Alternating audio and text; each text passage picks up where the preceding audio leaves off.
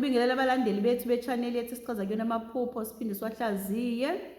Siphinde futhi sikhulume nezinye nje zezinto esisuke sizenzeke empilweni zethu ngokuhlala nangokuthi idlozi suke likhuluma lithini, lisitshelana ukuthi yini efanele siyilungise bakwethu ngoba phela siphila emhlabeni bona sebengalena yibona abantu abakwazi ukuthi besihlahlela indlela basitshela ukuthi buya lapho ngani ayihambi leyo ndlela nansi ehambayo yeke leyo makade iyinhle siyeke sinenkinga ukuze sihlale siqaphile sazi ukuthi empilweni esiphilayo ikuphi efanele sikwenze noma ikuphi efanele singakwenzi. Kodwa sizokwazi kanjani? Sizokwaziswa ngamaphupho, sizokwaziswa ngezilwane esizibonayo, sizokwaziswa nangomzimba wethu ukuthi ngase ngiba nenkinga kanje sho ukuthi kufunakala ukuthi ngase ngigula kanje uthole ukuthi omunye uzogula usezithuyezwa hawu edlozini lakho likhala ngokuthi hawu ngibone into ethize lapha, ngibone ikati elifile lapha, okusho ukuthi akunobuthakatha, ngibone into enje. Izinto zikhulunywa ngezinto esiphila phakathi kwazo bakwethu,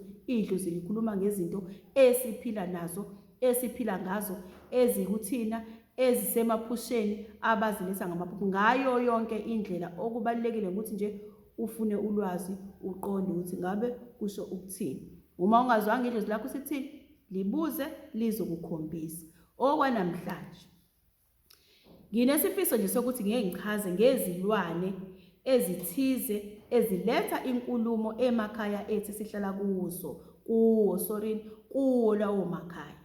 Ngike ngathi kwamanye amaphupho uma inyoka ehlaza ifike ekhaya masenisa abantu abadala kwenziwa yini uma ngabe kuzofika izinyoni ekhaya lakho ingabe bikho umyalezo olethwa idlozi? Uma ngabe ekhaya lakho khona isithwalambisa uthi abantu abadala kwenziwa yini uma ngabe kuthi usuzobona wena nje iyiselesele usuthi hayi ayikhi umyalezo olethwa abantu abangasekho? Ngaleyo ndlela ngiqonde ukuthi ayikho into ekwazi ukuthi inyathele ngonyawo layo egcekeni lakho noma ibe segcekeni lakho ibe ingasho lutho, isuke isho inkulumo ethize wena ofanele uyinake.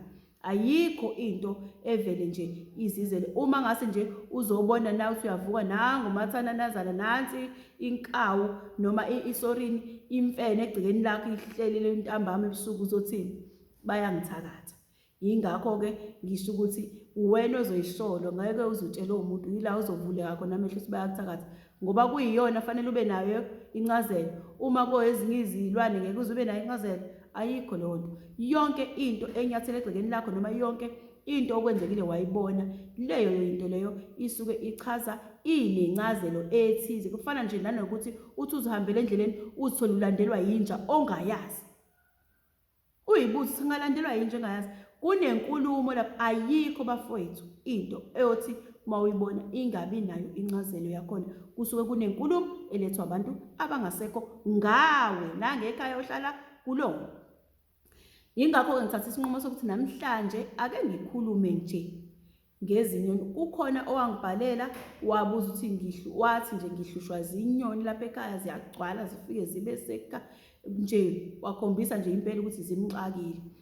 Ngisazi noma ngamphendula noma ngiphendulanga-ke yini, kodwa nje okwanamhlanje nabanye abanale nkinga enjengale mina nginayo incazelo noma phela nami ngingakwazi konke. Okunye uthola ukuthi umbhalo ungibhalelile ngaleso sikhathi ngangaba nayo impendulo, uthola ukuthi impendulo yakhe ngize ngayazi ngosuku olulandelayo. Uthola ukuthi ube sekufika nje laba abantu abakwazi-ke ukuthi bakusithume noma bakuthume nawe njengoba unabantu bakho abakini abahlala bezokutshela izinto. Nathi sinabantu abake semakithi abahlala bekutshela izinto. Sikhumbula kube nento ethi kube nomuntu okhulume kanje, leyo nto yakhona ithi kanje, uvuke nakusasa ekuseni uyibone njengoba injalo bakwethu. Ingakho-ke ngike ngikwazi kwesinye isikhathi uthola ukuthi ngizomphendula umuntu noma ngizophendula wena. Namhlanje ngizochaza ngezinyoni uthi zisho ukuthini. Ake ngithi ekhaya lakho ohlala kulona uhlushwa kakhulu noma azikuhluphi phela ngoba sokuhluphi, kodwa liyikhaya nje ehlala kakhulu lezi nyoni ekuthiwa iy'pero. Kusho ukuthini? Kusho ukuthi ngizama ukusheshisa. Kusho ukuthi iy'pero ziletha inkulumo noma incazelo ethi kuleli khaya ohlala kulona kunabantu abahlala bafuna ukulalela yonke indaba eyenzeka la ekhaya. Kunabantu abalandela zonke izinto zenu ezenzeka ukuthi sebenze njani, bathenge imoto, bafike negrosa, bafike nani abanilandelela ngayo yonke indlela nina izinto zeni enizenzayo kodwa ngokukhulu nina nje ungazi nokunganaki. Uyabona ukuthi niyiphilela ngale ndlela niphila ngayo kanti bona bazama bayakwenza ukudlalela zonke izinto zeni enizenzayo. Mase ke kuba kuvuka umona noma kuba khona izinto abazamayo ukuzenza emva kwaleyo nto leyo abasuke sebeyibonile. Ngaleyo ndlela uma nje uvashelwa ipere kusuka ukuthi cha kunondaba nje impela bahlezi benihlalele kusho lokho.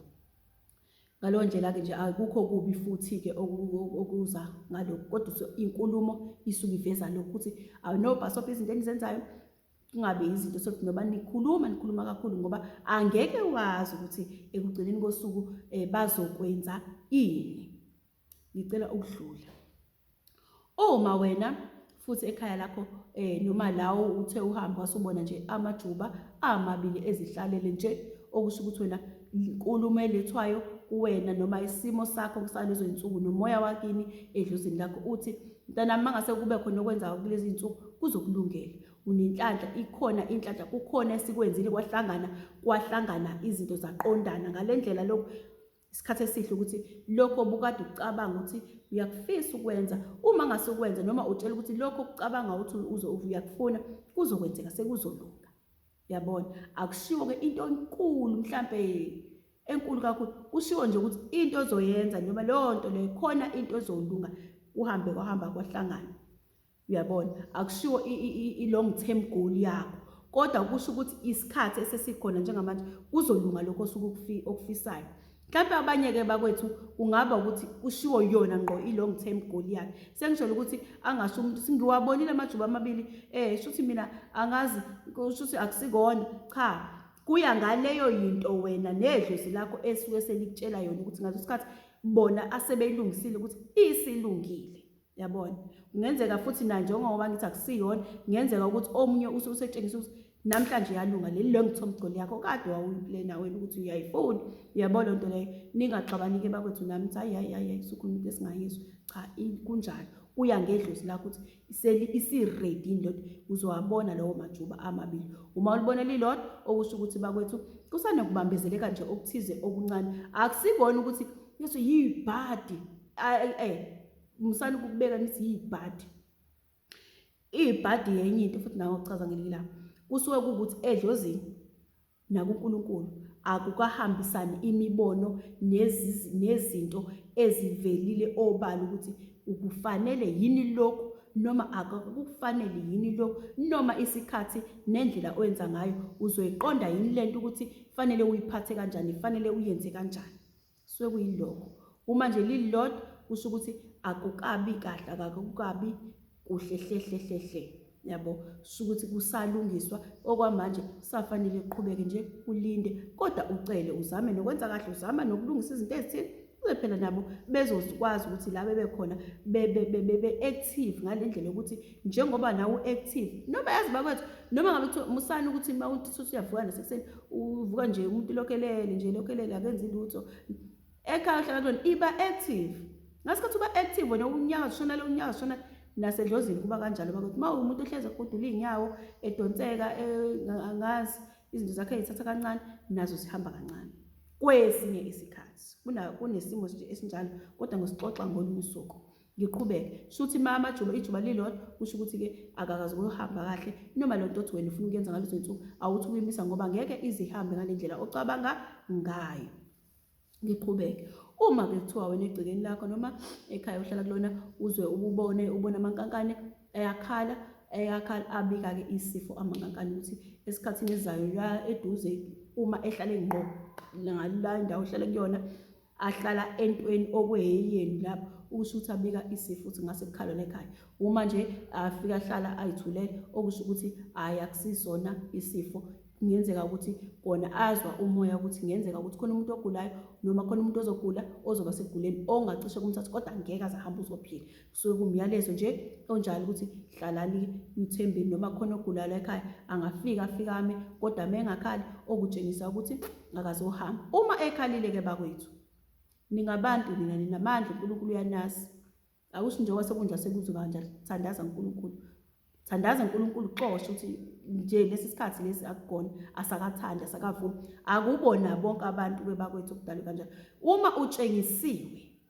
uma utshengisiwe wayikhalela kuJehova uNkulunkulu uyakuzwa ngoba bakhona abahambayo uthola ukuthi phela noma usucela siyacela angahambi kodwa uthola ukuthi uNkulunkulu amthatha isikhathi sakhe sekuyisona ngeke ushintshe uNkulunkulu wayekubeke kanjalo kodwa nje uma uvele watshengiswa wabili adlula amankankana azadlula kawu4 hayibo uyatshela ukuthi hayibo iba khona nawe okwenzayo phela thandaza sithanda nomuntu lona lizamana indlela ethize ukuthi asizakale into enjalo ke idinga umthandazo ngoba ngeke uze umthathe umuntu onjalo okhala amankankane kunjalo uzogijima uye enyangeni uzobuqedelela kuyaphambili angisho ukuthi ngithini ngicela ukudlula futhi uma ke wena uthena nje uyihlalele wawubona amalanda bakuthi amalanda inyoni ezimhlophe leyo nto leyo endiza isikhathi esiningi awandizeli phezulu komuzi mayendizela phezulu kwemizi ahamba phezulu kakhulu uma endizela eduze kwemizi awanqamuli egcekeni ngqo kodwa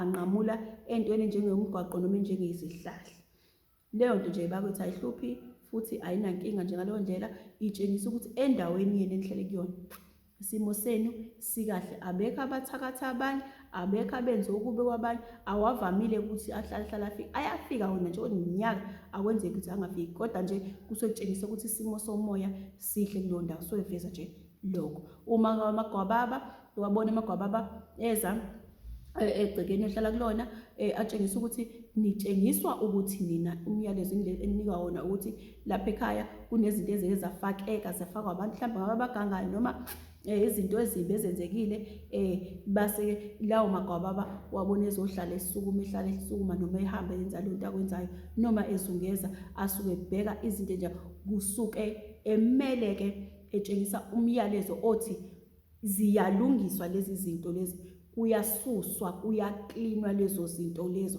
ezingase zimlimaze noma ebikade zimgulisa zimlimaze ngokugangwa ngabantu noma ngabe ngokwenzeka angazi ngayiphi indlela ke esimeni sokuthi ayibingamukeleki le nto edlozini so balwisana nayo basuke betshengisa isimo esinjalo uma ekuthiwa uphinde futhi uphupha phupha uma kuthiwa ubona amahlokohloko ezegcekeni lapho afika ahlale phansi abangumsindo mayebangabangumsindo kutshengisa ukuthi lokho edlozini lakho bakwethu kunomsindo phezulu ekhaya lenu ngabe kunomsindo phezulu kwengane noma ngabe kunomsindo okhona kunina nala ekhaya nasedlozini leni noma ngabe kuthiwa nina aninawo umsindo qobo lweni kodwa kutshengisa ukuthi ukhona umsindo ezintweni ezithize ezenzakala ekhaya ezingase mhlambe zibe izintwana njengezi ezingikho zinhle khombe ukuthi unomsindo wento ethize abakhala ngayo isikakhulukazi leyo nto iba uma ngabe kuthiwa kunengane enombango ekhaya enombango kubo kwayo bafuna ukulungisa izinto kubo kwayo bayithatha bahlala nayo kubo kwayo noma la ekhaya anikwenzile ukuthi iyabanga kodwa isuke ibanga kusuke kunombango othize phezulu kwengane noma phezulu kwakho wena uqobo khona usukhulile so ukuthi usabanga amahlokohloko nje asuke esho njalo uma uwabonile amahlokohloko ahlala phansi afike acosha ukudla ayisuke lapho andiza ukusho ukuthi enene wena lapho emndenini wakho uyingane inkulumo yakho iyazama ukukhulumeka njengamanje kona bekade kunomsindo namhlanje bakwethu ngicela ukuthi ngime lapho uma ngabe kuthiwa unesifiso sokuthi bongibhalela mina kuhleli wakambotho ngiyokuphendulela uma uNkulunkulu evumile ukuthi ngikutshele impendulo yakho nedlozi futhi lakini livumile ngiyokwasisa nje nisaleni kahle.